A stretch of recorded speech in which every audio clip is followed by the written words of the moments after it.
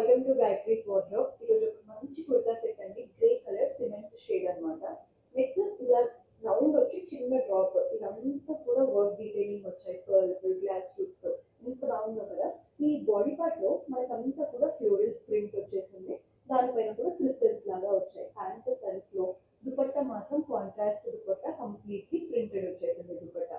ఇందులో మనకి ఇంకొక కలర్ ఆప్షన్ అవైలబుల్ గా ఉంది. సేమ్ ప్యాటర్న్ అండి, ఎలాంటి డిఫరెన్స్ లేదు.